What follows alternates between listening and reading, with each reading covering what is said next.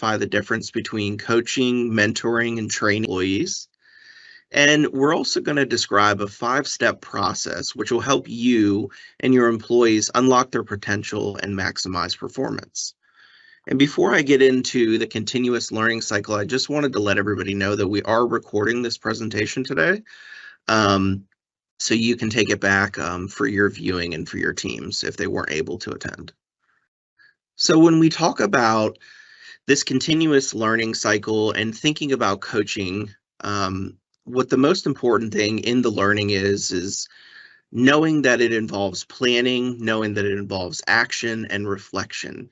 So if we emphasize continuous learning, thinking about that, or what I think about is a best practice. I think that it drives success in your teams. It can be helpful in identifying problems, relationship building, as well as defining outcomes, and it sets a clear path forward for improvement and motivation of your employees.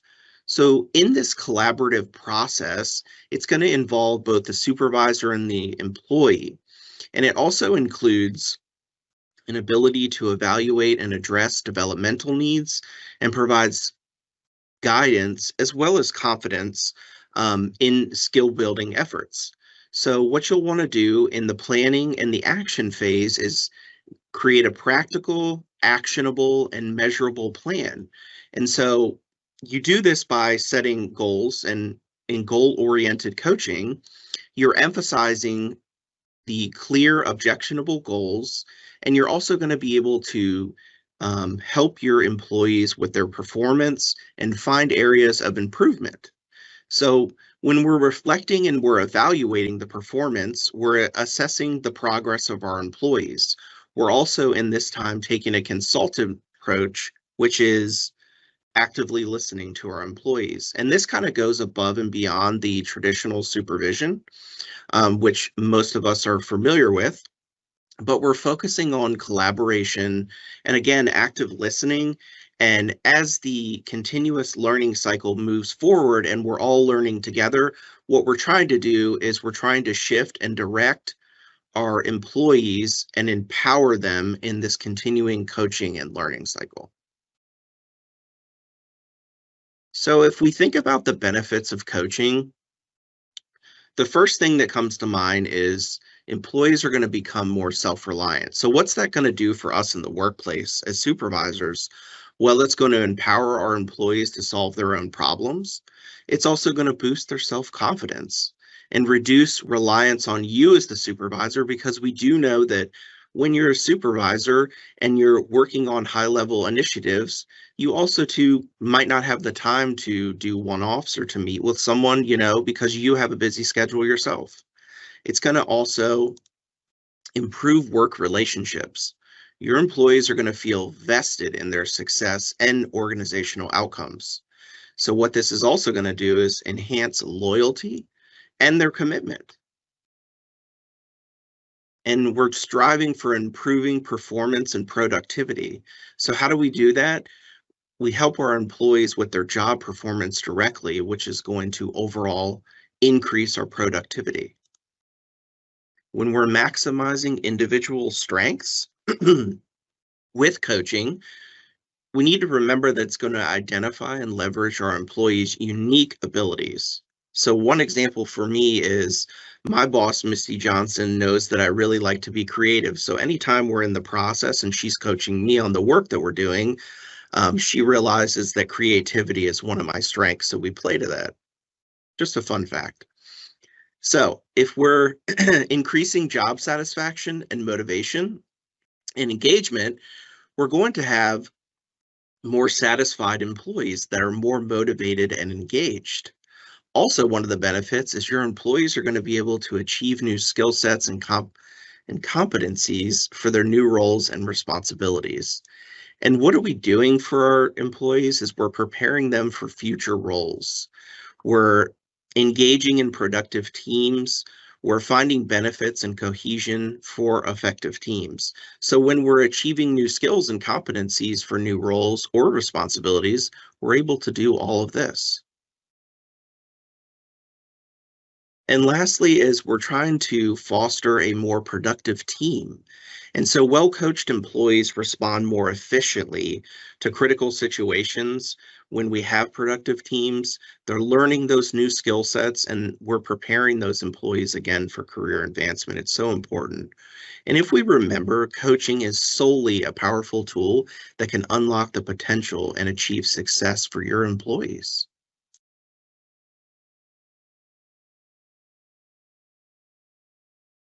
And I'm going to turn it over to Troy to talk a little bit about what coaching is not. Troy, you're on mute. Thank you, Jeremy. Um, I appreciate that. So we're going to look at the some common misconceptions about coaching. Coaching, and I'm sorry, there are some common misconceptions, and we're going to take a look at some of these, in which sometimes prevents us from actually doing coaching in the workplace. But before we talk about the essentials of coaching, it's important to understand what coaching is not. And so coaching is not mentoring, nor is it training.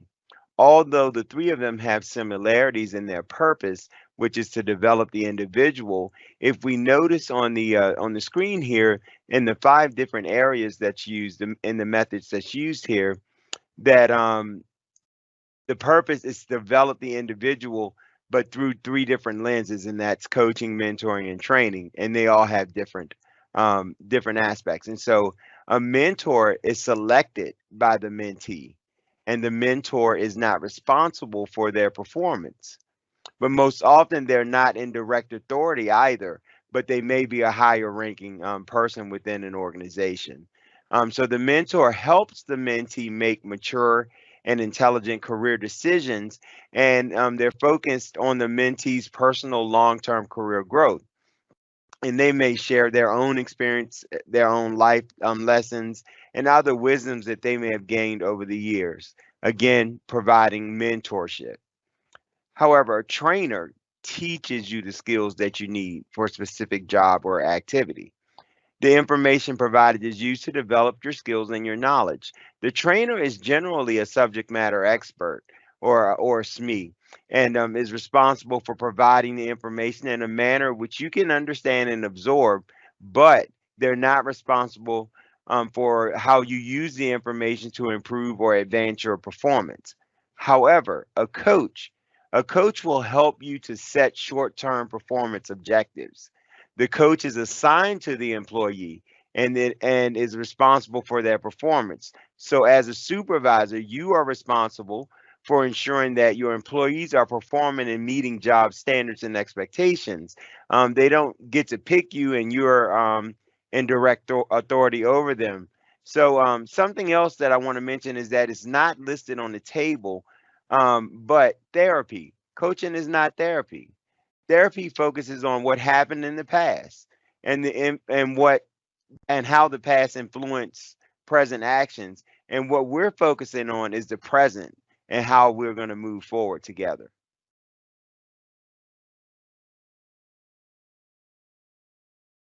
Now, what I do want to do, however, is to distinguish a little bit more between coaching and training.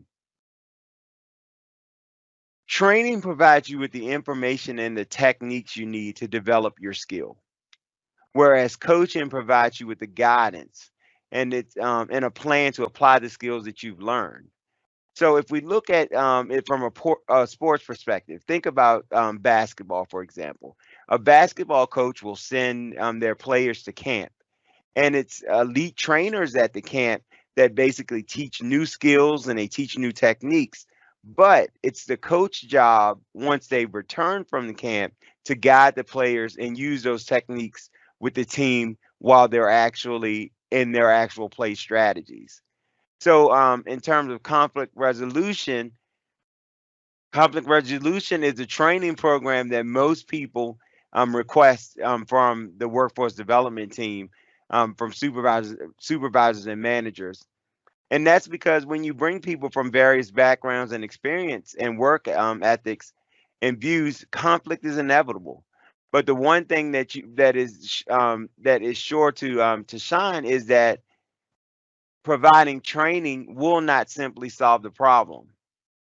And then many times with conversations with managers who've gone through training or who may have gone through conflict resolution, the first question that is raised is, how was it reinforced? So training is just the first step of it all. It's how we do the work with the employees to apply the skills that's most important. And that's where coaching comes into play. So how did we translate the training into actionable and measurable steps so that the employee can implement those things and be successful in the things that they've actually learned and in the resolution that was gained in the training that they actually took part in? Going to turn it back over to Jeremy, who's going to show some role play. Thank you, Troy, for that. So before we get into these videos, I wanted to let you know that there's going to be 2 videos that play. And please pay close attention to the body language in the videos, and how the supervisor, which is Sarah Hagee, and the employee, which is Troy Washington, how they both behave in each scenario. We're going to go through them one by one. And Sarah will jump right in after each video and facilitate a discussion for us. Now, in this scenario, we want you to know that our team member feels as though their work is never good enough or acceptable and is constantly turning in late work and missing deadlines. They get caught in the creative process, and more often during their day-to-day, rather than not meeting deadlines and deliverables, they feel stalled out and they don't really know what to do. So let's take a look at the first video. Heard what the scenario was. So I am the supervisor, and this is a scenario where we're going to do a one-on-one. We're going to imagine that this is a virtual one-on-one between me and Troy, who is playing the role of the employee today. So are you guys seeing and hearing me clearly before we get started? Loud Yes. and clear and see can you hear you. perfectly. All Awesome. right. Okay, so Troy, I'm going to pin you for me so that I see you first. Hit there you Okay. are. Okay, well, And I'm on ready. screen. Okay, Getting let's into go. character. Let's do this thing. Yes. Well, thank you, Sarah, for agreeing to speak with me. I'm having a few issues. I kind of feel like um, Oh, I'm I'm not able. sorry. Hang on just a second. I'm so sorry. I just got pinged. Hang on. I'm going to respond to this real quick. I'm so sorry. I'll be right back with you. Give me just 1 second.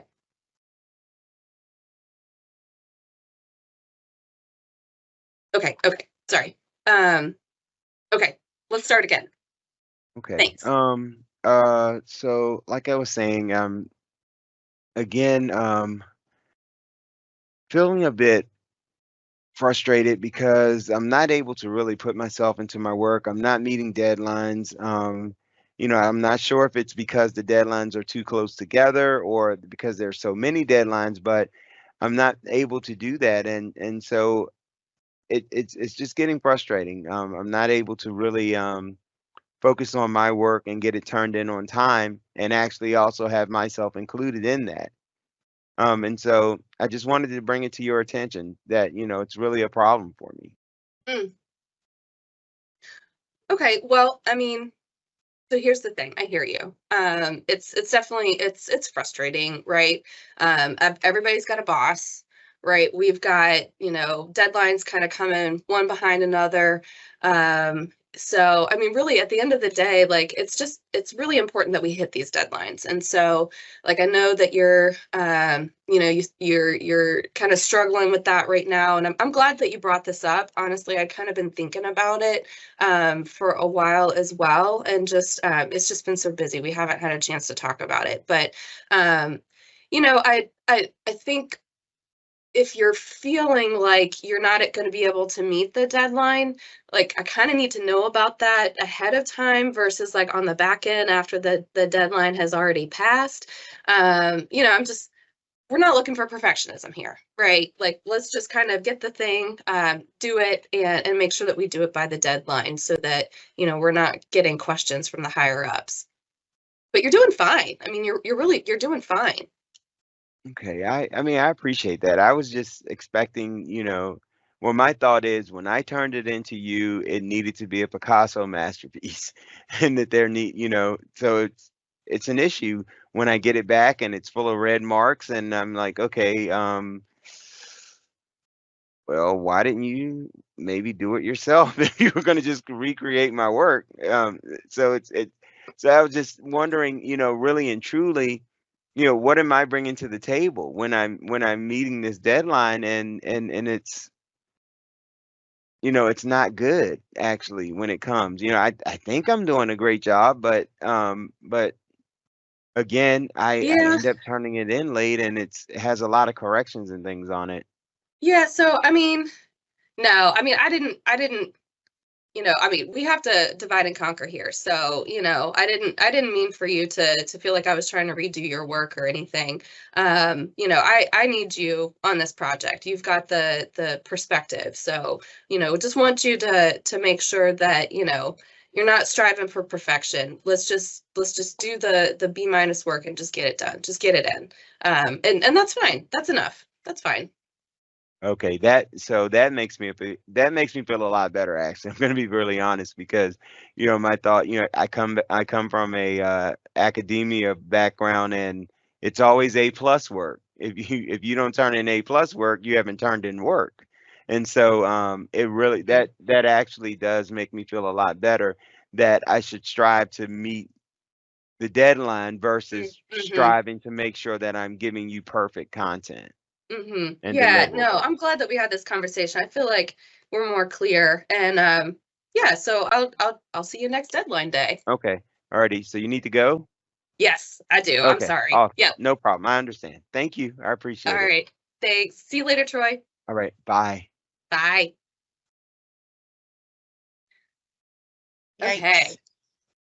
So, end scene. So what did you all notice about this exchange? Just open discussion here. Just kind of give me some of the things that stuck out to you. You did not Well, have a this is poker face. Which one? Tony? Oh, Or Sarah? both. But definitely Sarah. She didn't at all.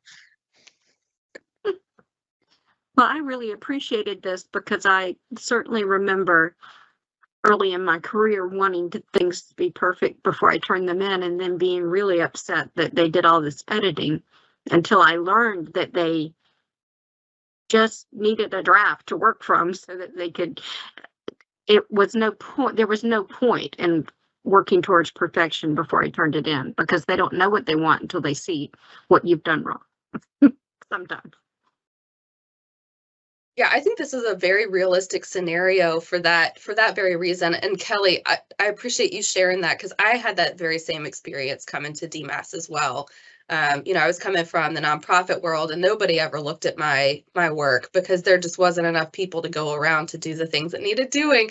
And so when I got here, and there were like 11 layers of approvals, and the process looked so different. And I remember thinking, like, gosh, what's wrong with my best? Right. So that is hard. Yeah, it's a good coaching moment. What else did you observe?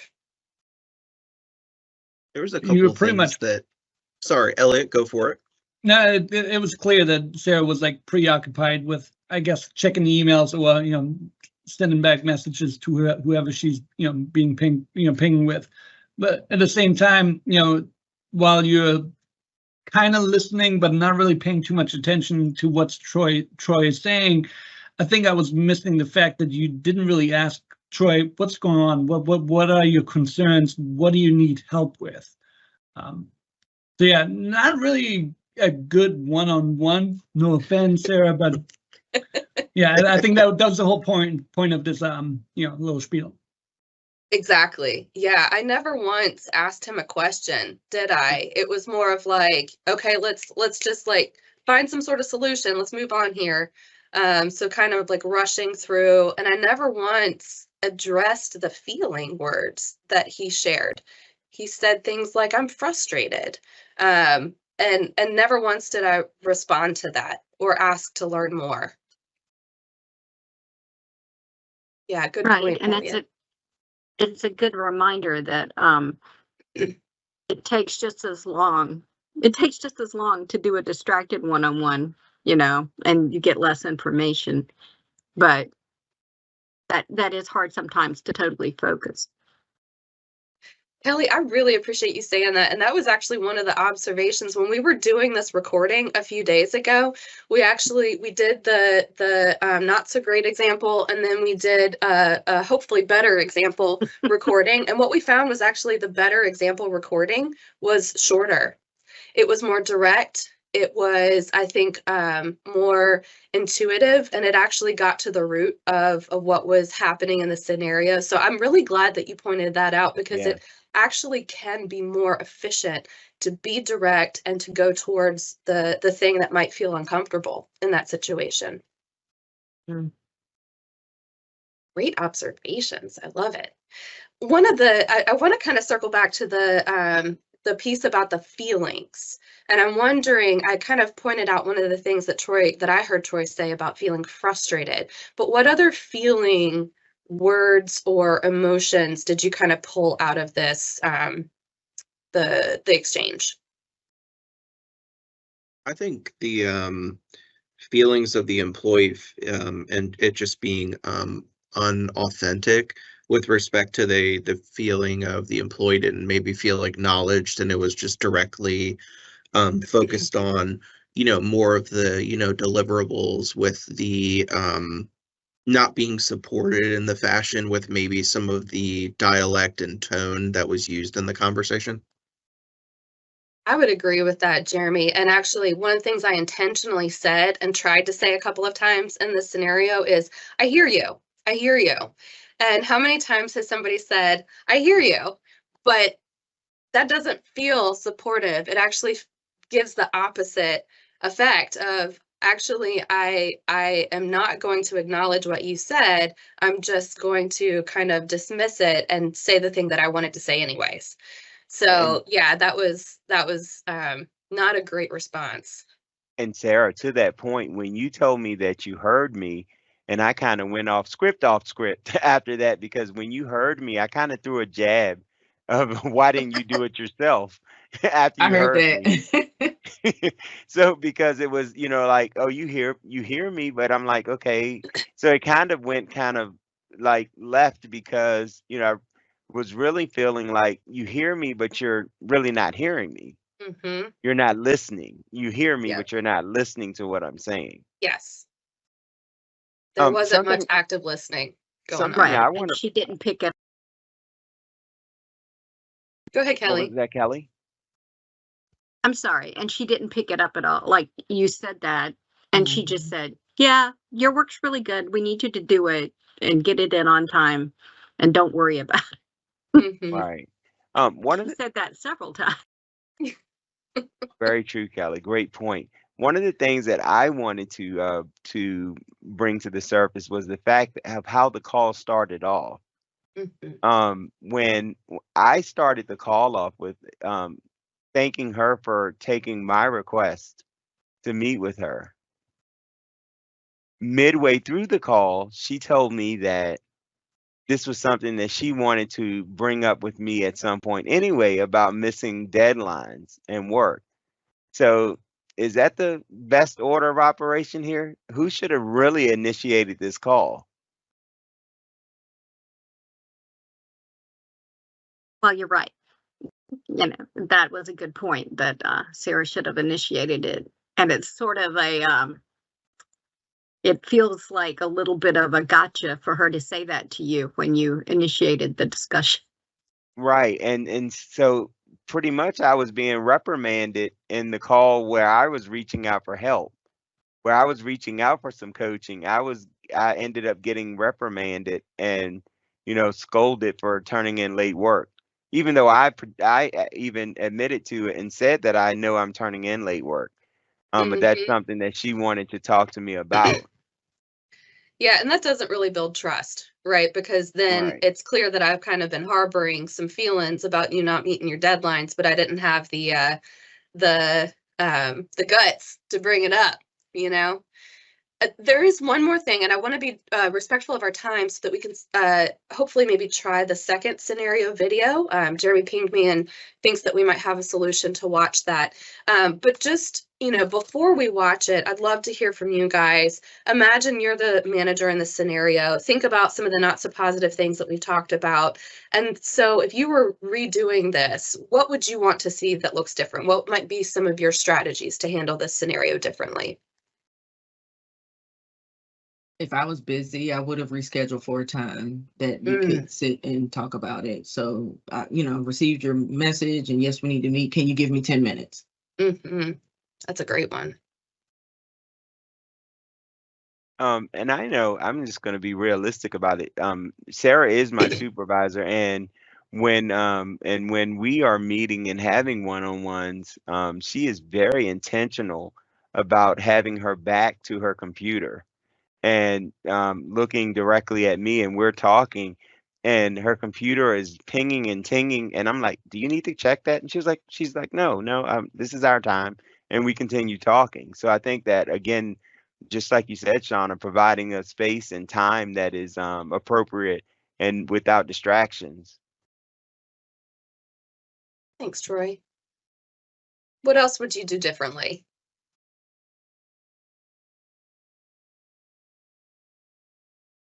Well, maybe deal with what he called to have the meeting about first, and maybe do the other discussion separately, just to reassure him that I'm not expecting the final product, because you didn't really say that. And so that he can know that, yeah, get me something by the deadline I gave you, and that won't be the final product. Mhm. I'm still going to review it.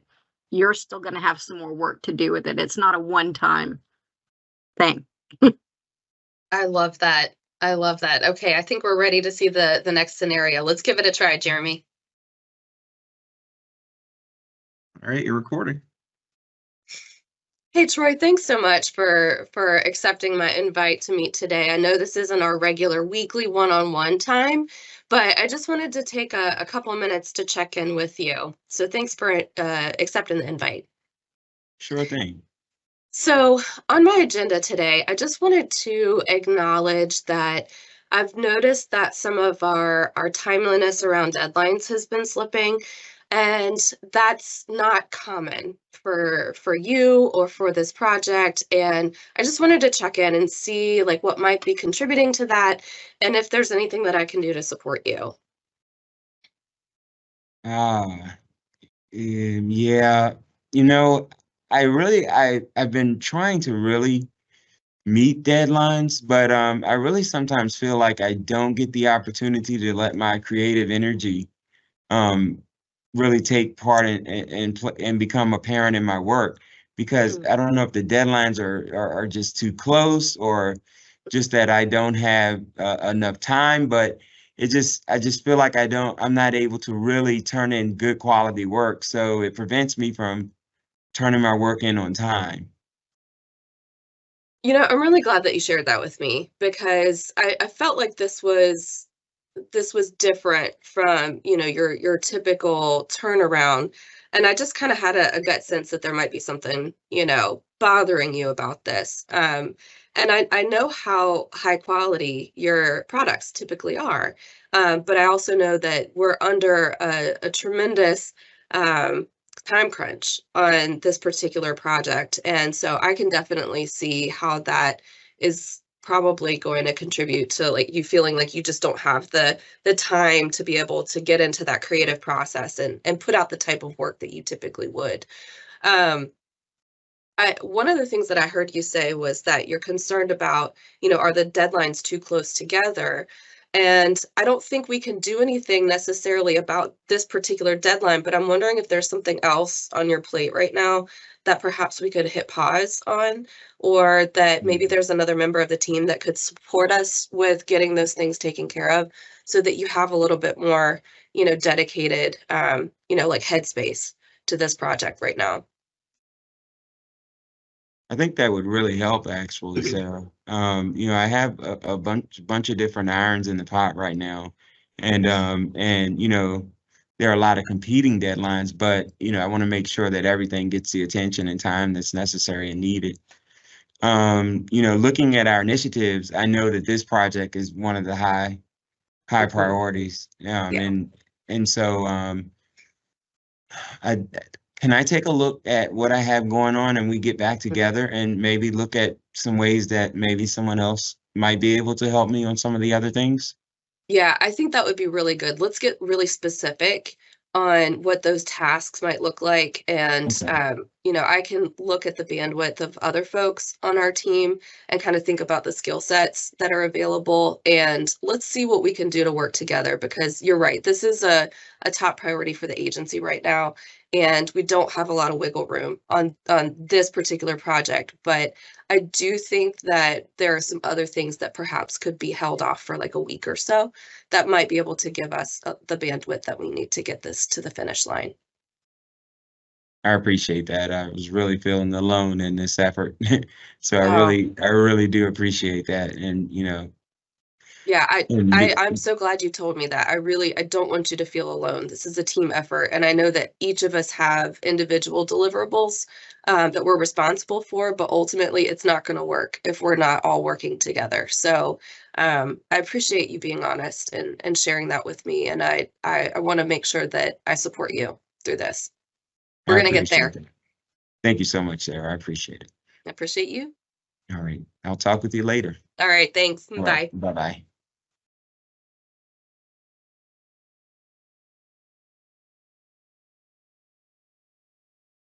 All right, I think from the chat that most everybody was able to hear at least a portion, if not all, of that exchange. So I'm curious and just want to open up for your comments. Oh, Misty, did you have a question? Oh, I'm sorry. I didn't mean to push that. I'm sorry. Okay. Just open it up. How did that exchange feel different? What did you notice was different from the first video or the first scenario? I really think, Sarah, that second video, you as the manager with Troy were more engaged. You had empathy. You were actively listening. You were patient, and you were setting clear objectives, but also using the cohesion of other team members' skill sets to help this employee so they don't feel isolated and alone. I really liked that you sent him off to think about what his other projects were instead of just swooping in to take things away, because I think sometimes I do that. It's just like, oh, okay, I'll take this and this and this, but it was good to send him to think about what his priorities were, and then you can think about what other resources you have. Yeah, that's a really good point. Good point. Yeah. Yeah, and I don't even know how intentional that was in the moment. But we all, one of the things as managers and supervisors, as we're coaching folks, is to help folks who may not have had perhaps the experience or the leadership in the past to learn how to self-advocate and how to manage their workloads, perhaps in a way that they weren't ever expected to before. And so it really does, I think, demonstrate some of the skills, the foundational skills of, what does it mean to look accountable for your own workload? And how can you be, more independent and self-advocating? Like, these are the specifics. Let's get real specific versus saying, I've got too much to do. I don't know how to get it all done. Like, can we help our folks understand, like, we want to support them in that situation, but sometimes we need a little bit more data. Tell us a little bit about specifically what the challenges are and how we can help you prioritize. Great point, Kelly. What other observations did you have? How did that feel different? I heard pauses in between the responses, and I'd like to think that that was, really listening to hear and not listening to respond. I appreciate you bringing that up. And I did, Shauna, very intentionally in one point say, one of the things I heard you say was, Paraphrasing, yeah. yeah, exactly. And just kind of demonstrating and modeling that active listening for the employee, just wanting him to know that I really did hear him and I wanted to address the things that he was bringing up. Really good point. Any difference in nonverbal communications?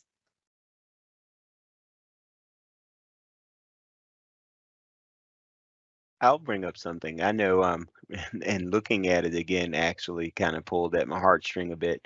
But the fact that you kind of protected my vulnerability and you took me to a place to become vulnerable by, letting me know that I wasn't alone, and that you heard that I said I felt alone in the in what I was doing, and you let me know I wasn't alone, and you even provided examples as to why I wasn't alone, and that we're a team, and that it's team effort, and that so that really, I think, showed your willingness to protect the fact that you see that I am being vulnerable and that you're protecting it.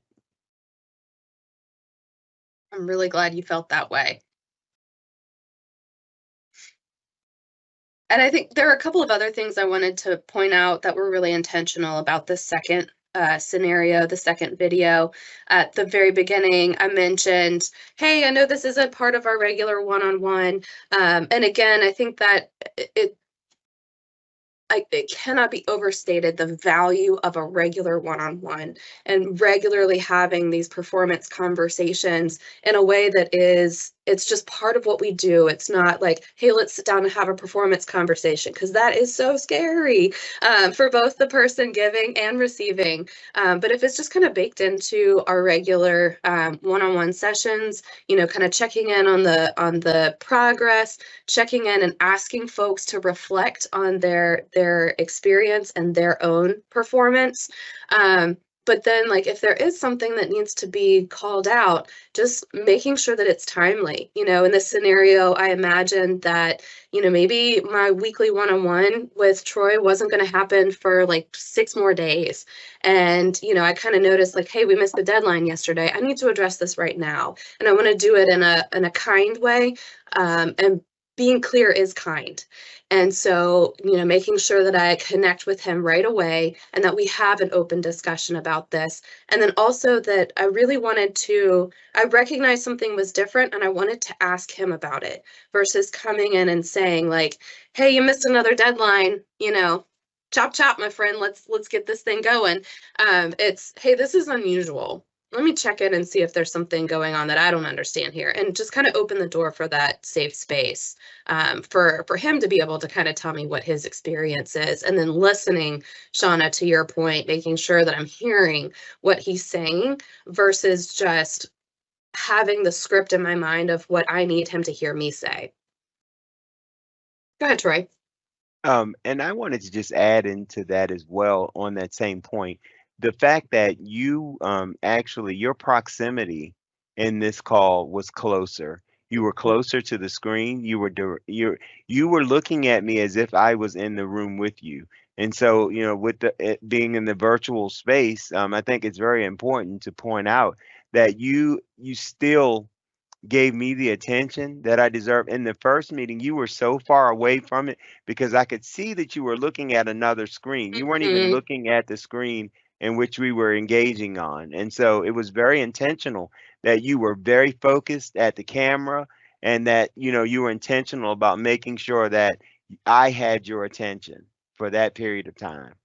I'm so glad that you said that. And I did do that very intentionally in between the two scenarios. And I think I'd like to kind of go back to Shauna, what you were saying earlier about nonverbals and, recognizing as leaders, we are operating in a hybrid environment. Sometimes we're going to be face to face with folks, and that feels different than when we're virtual. So I'm curious to just ask you guys, oh, thank you, Misty, for putting that in there. I'll mention that in a second. So I want to ask a question to you all, and I'd love to hear from everybody. If you could just think of a moment in time, a time in your life when nonverbal communication conveyed a really critical message to you in the workplace. So think about that. When 80% of our communication is nonverbal. So it's often less of what is said and how it's said versus how it's said. So I'm just curious, I'd love to hear a little bit of a reflection from you all about a time, maybe it was positive, maybe it wasn't so positive, but what was it about that situation? What happened and how did you feel?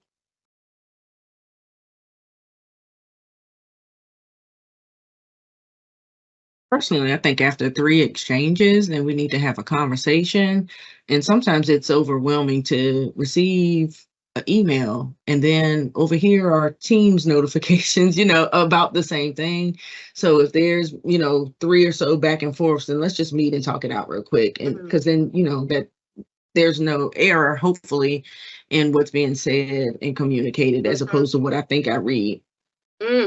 I think that's really powerful, Shauna. And in that situation, it's the lack of nonverbal communication that kind of where you're missing, what is the context around this? I can't really understand the intent because I have just a total lack of nonverbal, communication around this. So let's just meet and let me understand kind of where you're at. Give me some context on this. That's a great example. Yeah, I thought it was really great once I finally figured out how to call people from my computer. That took a little while, but it's a lot harder to do those one-on-ones just like on the phone without having any of that nonverbal cue. Yeah. Sarah, I'll share one. Actually, it's another piece of vulnerability here. So Sarah and I had a not so great conversation. It's been some time ago when we first became acquainted as supervisor and reportee. We were learning each other, and I was questioning something and felt as if what I had explained was pretty clear.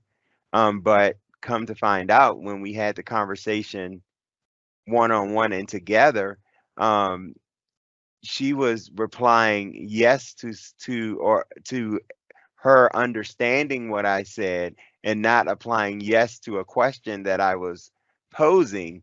And so, which ended up misconstruing the fact that I thought she had given me permission to actually leave the office.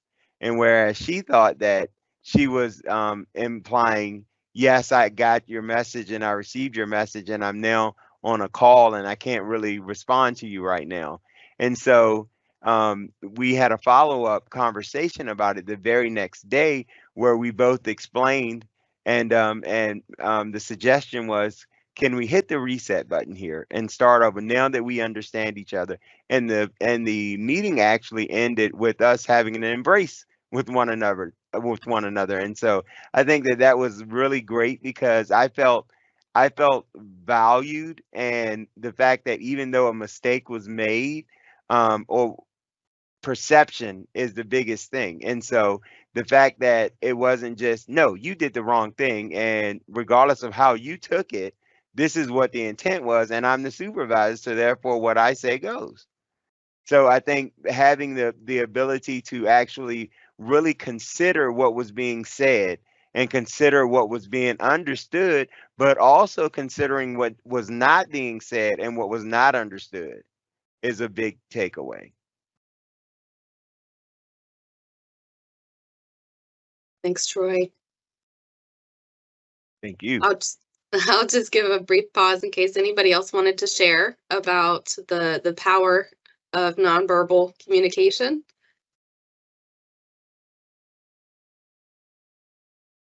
Okay, hearing none, I'll just kind of wrap up this portion of this discussion and just say thank you for playing along with our role plays. Hopefully it was helpful just to kind of see and talk through some of the things that a lot of times we may not even be fully aware that we're doing some of these things. And I think that is why having a sense of groundedness before we go into these conversations as supervisors, as leaders, you know, folks are looking to us to model the type of behavior that they want to receive, and the type of treatment that they want to receive.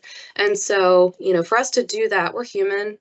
And so we've got to understand our own stuff and what's contributing to how we are showing up as individuals and as people, so that when we sit down in these situations, that we can be the objective foundation for this discussion, and be the receptacle for whatever is going to show up in that exchange. So it's a difficult thing to do, but as we practice and as we do it more, I do think that it becomes a little easier. So thanks for the discussion, and I will turn it over to the team to keep us rolling. Yes. Thank you, Sarah. I'm actually going to facilitate this, the next section, where we're going to talk a little bit about the skills that are necessary to actually be an effective coach. So let's continue the conversation here. So what do you think are some of the most important skills for a coach to have? You can throw it in the chat. You can unmute and add.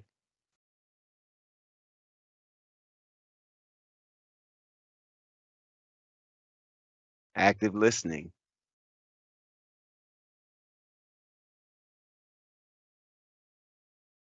And I'm going to throw something out there based on just the things that we've discussed thus far. Organization, actually organized to the point where you're scheduling one-on-ones regularly, and resourcefulness and networking.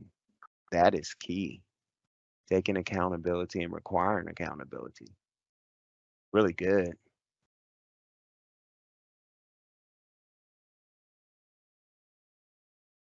Are there any others? Wow. Understanding, flexible.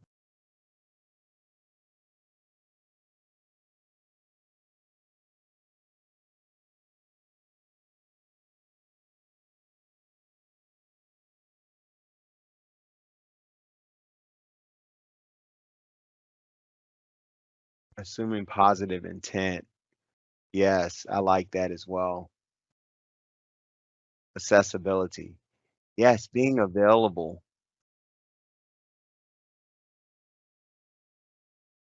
Hey, those are some great skills.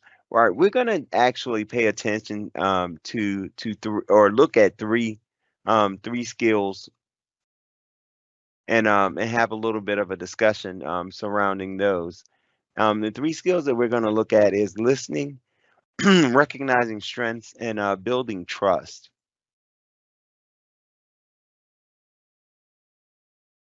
So, what are some of share with me the questions that you ask when you're having coaching sessions with your employees. And here are some, I'm going to put some examples up here as well. But what are some of the questions that you ask? How can I help you? How can I help you? It's very specific and deep. I think it's important to ask sort of as a baseline, like what roles or what areas the person wants to grow in, and also to see if there is any alignment with like what the team is working on or the agency priorities that connect to that area. That shows some great intentionality. The fact that you're really focusing in and honing in on their ability to grow, but at the same time, you're marrying that with the initiatives of the agency and or the unit, and how can you create some synergy between the two. I think that's great. Where do you feel most successful? Wow, that's putting the ball in everybody's court there, making sure that that person is able to articulate what, not only what they've done, but then also how they felt about doing it, and seeing themselves, or seeing the fruit of their labor, like that.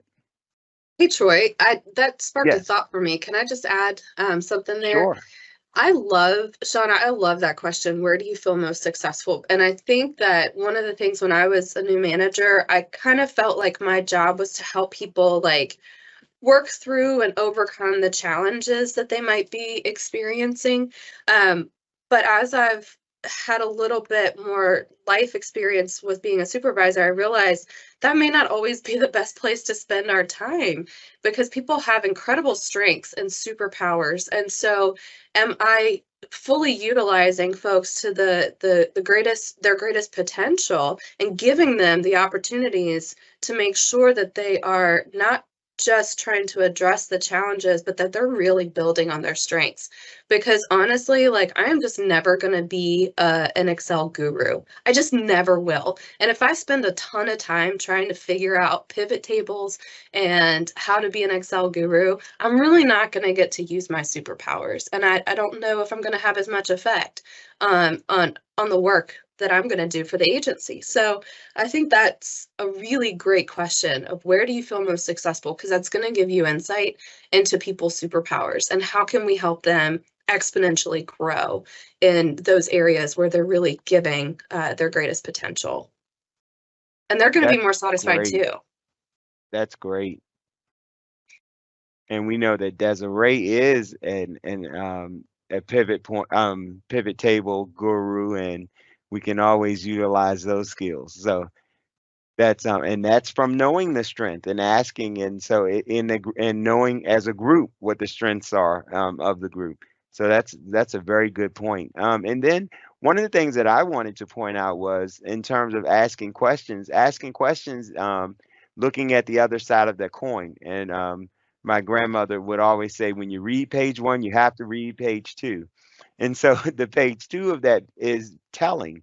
And so when we're telling, we're actually focused on the results and not the individual. So I think it's really important to understand that we're not telling people what to do and for them to follow your directions in a dictatorship, but we actually do want to question our employees so that they feel involved in what it is that we're doing, and the coaching is actually significant at that point. I also verbalize my weakness so my team feel comfortable telling me when they struggle. Ooh, that's good, Misty. It's almost one of those, like when you think, when I was younger, I thought like my teacher never went home, that they didn't sleep, they didn't eat. Then I saw her in the grocery store one day, and it was like, oh, she lives. She's actually alive, And so it's one of those things of, yes, I'm human as well. I have my own struggles. That's great. We have so much that here. True. We Troy, don't know what we don't know.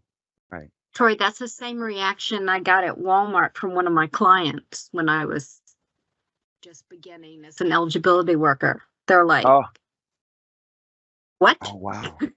It almost You're in feels like, Walmart? yeah, they let me out. They let me go. Right. That's great. So let's talk a little bit more about questioning. So when you're questioning, and when you use questions and ask questions, you're empowering your employee to think about why and how they decided to take the actions that they took. They are learning how to make good decisions from the questions that you're asking, and not just how to follow directions. So going back to that telling piece, when you're asking the questions, they are actually at that point um, developing an ability to actually see how to make good decisions and not just to follow your directions. When we think about some questions and taking them a little deeper than the surface level of how are things going or what are you working on, let's look at some questions that go a little deeper. Some examples. Um, what have contribute what has contributed to your success so far? And the reason that this is a great question is because it allows the employees to identify their strengths. So the employees need to know exactly what they know and understand that they're doing well and how it impacted their performance throughout the entire process. And then we know then how we can continue to help them and what adjustments may be needed to assist them. Another example would be, how would you describe what you did? And this is a great way to understand the employee's thought process. And then also understanding how they got from point A to point B will give you guidance on how to guide them. Because they may have skipped some very important steps, but they may have still ended up to the solution that was necessary and needed, but they may have missed out on some experiences by missing some important steps from A to B.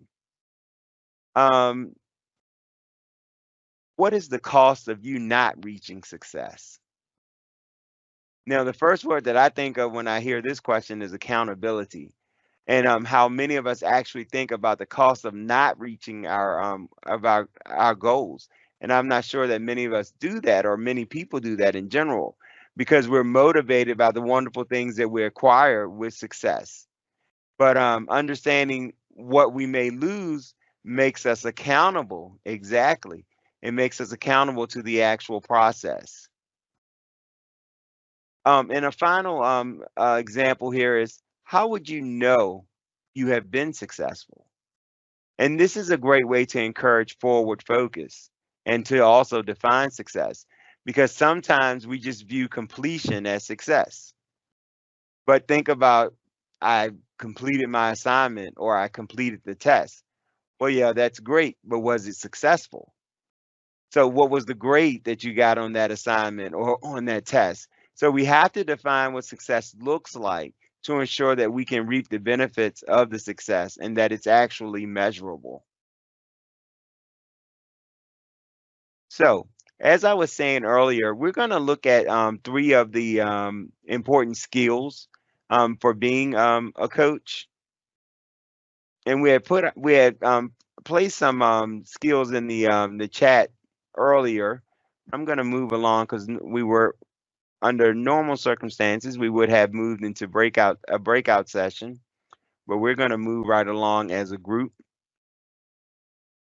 Hey, Troy, as you're advancing the slides here, if I could just say, so we were highlighting these as 4 really important skills. The questioning, the asking questions, listening, recognizing strengths, and building trust as 4 really important skills for coaching. But I just want to kind of mention that, like, based on my experience, the questioning piece, the asking questions, I think that really sets apart the difference of supervising and performance managing versus coaching, because when you're asking those questions, you're giving the opportunity for folks to reflect. And I think that is the key. That is the differentiation there, is that opportunity and the invitation to reflect. So all of these skills are really important, but I did want to kind of make the connection that that questioning, that invitation is perhaps one of the things that really does set coaching apart from just supervision and performance management. Great point. I like that.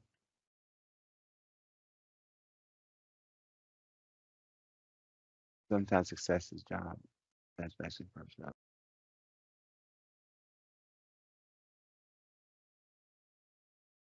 Awesome. Yes.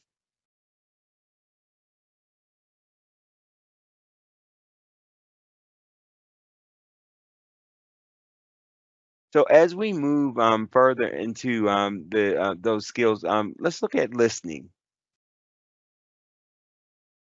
Listening, and well, one of the things that we observed about the video that we saw was the attention being given in both of the 2 scenarios. So one of the things we want to make sure that we do is give undivided attention. and also listen with an open mind. And one of the things that I want to point out too in the video, the second video where Sarah was very intentional about listening to me, she had an open mind, whereas she may have come in with a list of things that she wanted to talk about and make sure that she covered. She actually allowed me to guide her conversation. And so my responses actually dictated her next question or her follow-up. So it felt like I was an active part of the conversation and that she was not just dictating or giving me information about what I was doing incorrectly, as well as praise. She talked about how high quality my work is normally, and that there's an opportunity for us to all work together to make sure that we continue to do high quality work. And the expectation is that I'm not alone. But she actually definitely listened by using the questions. And then when she saw that I understood what she was actually what she was explaining, she either elaborated or clarified if I was maybe veering off where I was, saying, well, um, I thought that this was up to me to do. I felt alone in this. And she clarified, no, we're a team. We're a unit, and she also clarified the fact that we all have in the first video, there was some great takeaways from it as well. She clarified that, we all have a boss and we all have deadlines that we're doing. So it's important for me to meet my deadlines because my deadlines are it predicates someone else actually doing work, or it may actually affect the deadline that she might have for her boss. So she actually provided insight based on the information that was given back to her. And recognizing strengths, we definitely want to make sure that we're specific about the strengths that we are seeing and the things that we're observing. We also want to make sure that it's timely.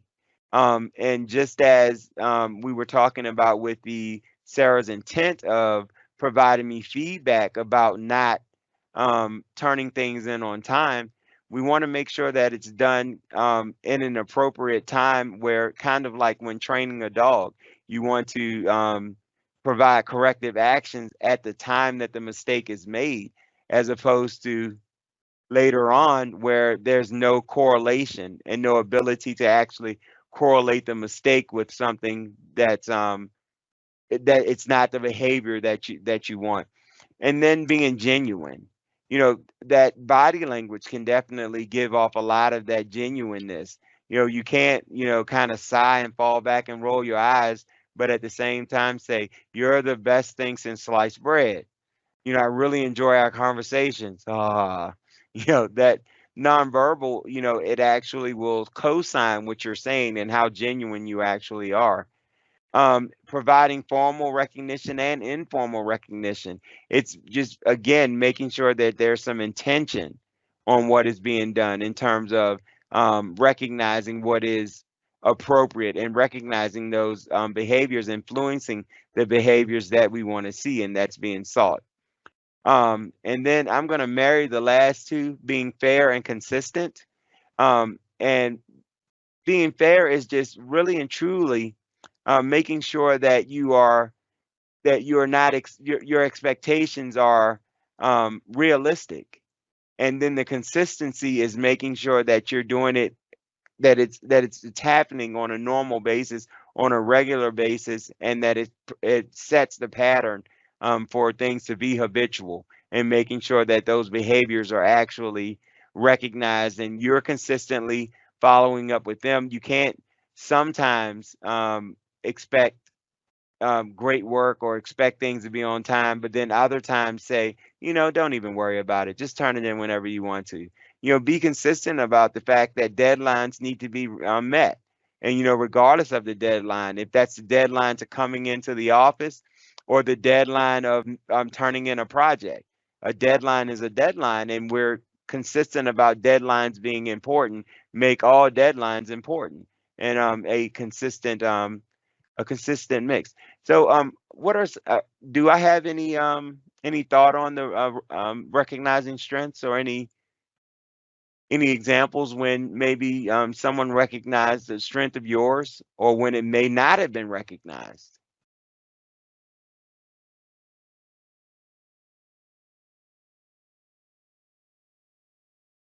I have a different question. Have you ever felt like maybe a supervisor or a manager may not, or may have misconstrued your strength and put you on something that you had no idea what you were doing, but because the two of you because you didn't have that relationship or understanding about your strengths and weaknesses, you were placed in a situation where you really were not pretty much set up for success? Oh, I unmuted too quickly. I feel seen. I feel yes, yes. And Talk about that a bit. gratefully, my team members that I supervise usually have that thing, that it factor that is missing, that I, so to, as we said earlier, really, having access to if it's waiver, I can go to Carmel, and Carmel is the history book, so really humbling myself and admitting my weaknesses. But then, because as I'm listening to this, I am really considering as well the managing up or the coaching up piece as well. And it's not just this finger pointing, but I mean, even in that first example we did, Troy, you started managing up to Sarah a little bit, and so I admired that, because I want to make sure that my staff, and even myself to my manager, that we can have those conversations and it not feel attacked. But you're just clearly saying, Shauna, do this. Well, I don't, where do I start? And so I think that's what you're speaking to, is just to have the conversation, be genuine, and know that we can speak freely and not feel like we're attacking each other. Yes, and Kelly, it looked like you were going to say something. I definitely want to. Well, I was just going to say that we also have to recognize that sometimes nobody knows how to do whatever the particular thing is. So we're not always going to be in a situation where we can be set up for success, because somebody's got to do it. So sometimes I think being transparent about that too, and just saying, we have to participate in this thing. Nobody really knows what it is. We don't expect that you're going to be an expert, but we have to represent here, and that's what I do with my people, and what my supervisor does with me, because I'm always having to do something I don't know how to do. But then we learn how, and then we can share that information, which makes us feel better. Awesome. And that actually leads into that last skill that we're highlighting, and that's building trust. And, listening without judgment, and sharing some aspects of yourself. Kelly, one of the things that you mentioned was, not with if someone may, no one may have the skill or the strength to do something. I have the beauty of working on a team of just really highly intelligent individuals. And, whenever a situation that arises like that, we have the ability to come together and harness our powers and figure out. And sometimes, guess what? That power is knowing how to seek help elsewhere, and being resourceful. And it's from building relationships with individuals throughout the building.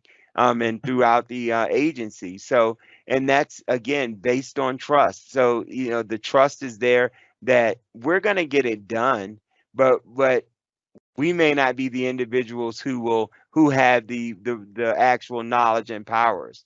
I think sometimes growth comes from you not recognizing your strengths, but others do and can help you grow in that area. Very good point, Desiree. Because if it was up to me, I would feel like I don't have strengths. I feel like I just go with the flow, and that's true. And so other people will tell you, hey, you can do this. Hey, you can do that. And a lot of times we don't want to actually toot our own horns. And I'm the worst person as it pertains to like interviewing, because I don't like talking about myself and what I like or what I can or can't do. But give me the job to do and I'll do it. So I guess if I had an actual if I could turn in like a piece of work or actually work on a project for a job interview, that would be, you know, much better than actually just sitting and answering questions about myself. But then lastly here, looking at ways of keeping commitments and confidentiality, and that's just making sure that that you're actually committed to that individual, and that you're not just soaking in the information to then just, you know, spread among others in the team, and not keeping it confidential in between the two of you, when it's, you know, there's no need to raise or escalate information or insight. And so in respect of time, I am going to move forward here and pass this off to Jeremy to wrap this up. Well, thanks so much, Troy, and thank you everyone again for being here today. So we're going to talk briefly here for the sake of time about the 5-step coaching process.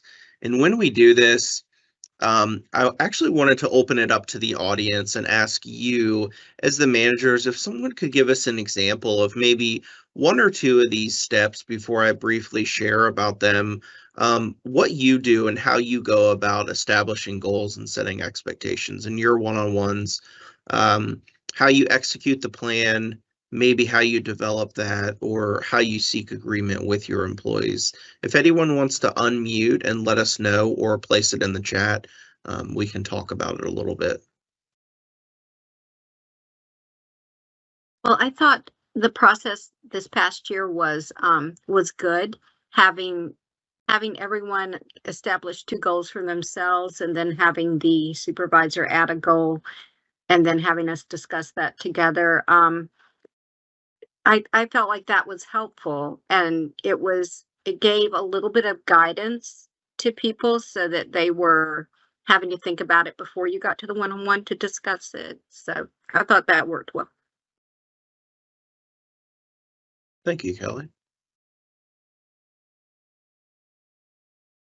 Yeah, I think the very first step, and when it comes to establishing any goals or assigning any projects or, you know, setting expectations, is to have it documented. You know, because if you're just presenting verbally, telling people what your goals are, but you don't have it in written, whether it's an email or whatever DocuSign process, then it's basically useless. So I think having it documented in one way or another is the key.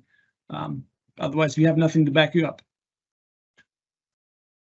Thank you, Elliot. Right, and then it reminds you to go back and take a look at it before the next August. And I think that also works with the seeking agreement, right? If you've been clear enough and you've been able to get it in writing, then that can help you communicate around it and get that mutual agreement that, hey, we are actually on the same page. Thank you, Sarah.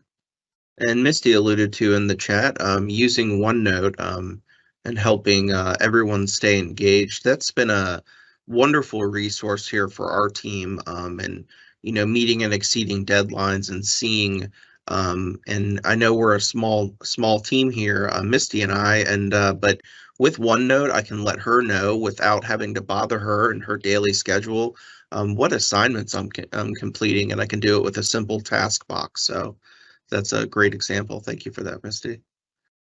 So, sorry, Desiree, please go. Oh, no, I was just gonna say, like, in addition to OneNote, our team uses like project trackers and things like that, and we kind of format it depending on like when we need to meet goals. Is it monthly? Is it weekly? And things like that. And we often reference back to that, especially in our team meetings and things like that.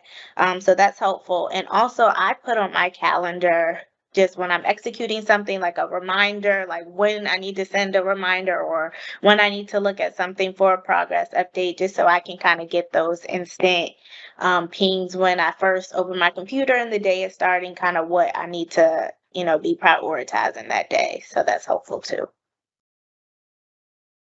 Thank you, Desiree.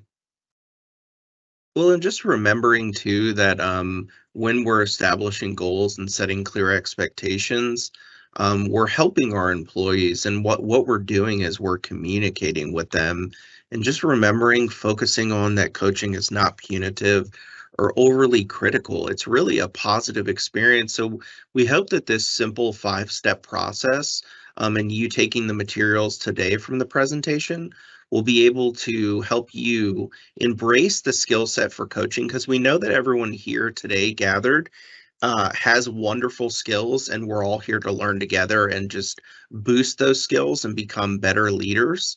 But so we just really hope that this 5-step process will carry you forward. And we wanted to mention one other thing. I'm going to let Desiree unmute and talk maybe in a sentence or two about the leadership toolkit, but the leadership toolkit here at DMAS has been wonderful for us to put together for you as leaders and supervisors. And alongside this is LinkedIn learning paths that come in links on the leadership toolkit hub, where you can experience and learn at a self-pace for yourself in your busy days. And I'm going to turn it over to Desiree to talk a little bit about the toolkit. Yeah, I just also put the link to our toolkit in the chat. I hope that is accurate. But the toolkit is something that our team has been working on for the past couple of weeks. I believe we first launched the toolkit in February, and it really is meant to be sort of like a one-stop shop place where managers, supervisors, really anybody in the agency that wants to advance their skills in any areas can go to and have resources related to specific topics. Last month, we focused on engagement and relationship building. So we have resources available for like emotional intelligence and building trust and things like that. This month, we focused on recognition and professional development. And so we have some policy overviews for the recognition policy, the professional development policy. We have best practices for one-on-ones and using one-on-ones to coach employees and things like that. So we really have been putting out a lot of resources every week. On Wednesdays, we include a little article in the dispatch, so you all are able to see what's available, see what's coming. So please check it out, take a look at it. We have so many things planned. And next month we'll be talking about team dynamics. And of course, this workshop is a part of that effort as well. So every month we'll have a workshop where folks can join and we can have this sort of interactive training session. So please let us know your feedback, what resources would be helpful. We have a lot of things coming up related to change management and performance and connecting individual contributors to our agency mission. So we're hoping to get feedback any way we can. We'll add a survey to our toolkit soon as well, so folks can let us know like what's helpful, what's not helpful, and what other things y'all would like to see. So yeah, thanks for the toolkit plug. Our team has been working hard to get some resources out to everybody. Thank you, Desiree. And Kelly, you had a question? Well, I just wanted to mention that I think this is really valuable information, but I also think that it's a shame that more people weren't here, and it's really hard to carve out the time to do this. And so maybe it would help if get some more support. I mean, it's good to put it in the dispatch and everything, but maybe a little bit more support from leadership to say, hey, this is really something that can help you as a supervisor and help you feel more comfortable doing what you're supposed to be doing, because it can be very intimidating. I would agree with you, Kelly. It's there are times when you may mention opportunities and it's I hesitate to ask, because it's like, well, why do you need to do that? So to have it promoted, even in our division meetings and things like that, what about other staff that aren't asking or advocating for themselves? So. Well, thank you so much, everyone, for your participation today. And we really do appreciate your feedback. So thank you so much for that. Misty has just placed a survey link where you can give us some more feedback, because we too think that learning is so important, and we just really appreciate you all being here with us today. And again, thank you for bearing the technological issues that we had. It was so much fun learning in the interactive moments that we had all together. And for the sake of time, we're not going to go into questions, but please follow up with Misty or I or anybody on the call if you have any further questions. And we just hope you have a wonderful day here at DMAS. Thank you. Thank you, everyone. And Sarah and I and Jeremy and Troy will stay on the line if there are questions, but we don't want to hold anyone up. So we're here.